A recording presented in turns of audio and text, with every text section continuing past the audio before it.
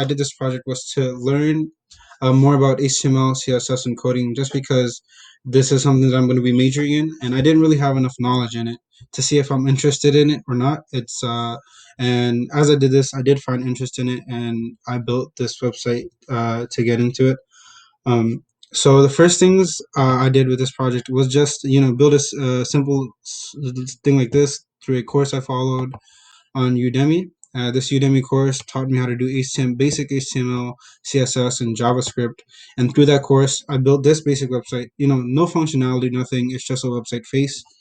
And so this is basically what the early idea was. It's going to be something like this, something basic, something easy to understand, easy to navigate, easy to read. And there's going to be a second page, which takes you to the menu, catering contact, and it also just gives us a brief description about the restaurant.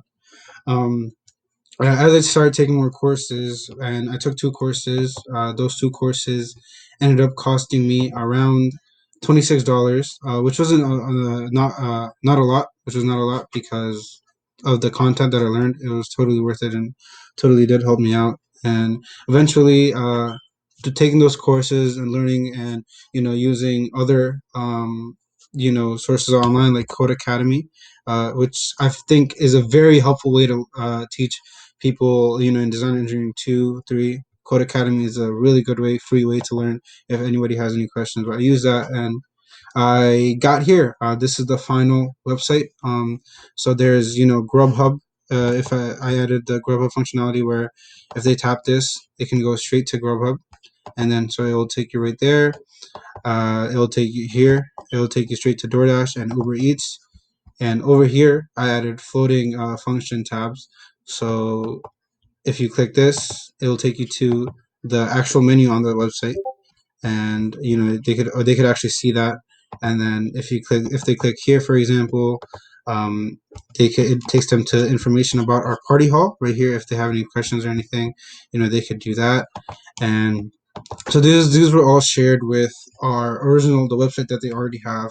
And here, if anybody's on the phone, actually, if they press that contact button, it'll actually pull up the number, and they could tap, and they could actually call the number as well.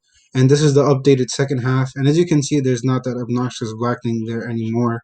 It's all moved to the bottom right here, and then there's just a second part explaining the restaurant, the history, the background. The path forward for me is getting more knowledge, building a website for another business my family is opening.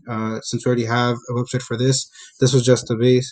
Building a website for that, and also helping other local businesses update their website and build websites as needed. But yeah, this is the final website. I'll share the link if you want to look at it. But again, thank you very much, Mr. Estock.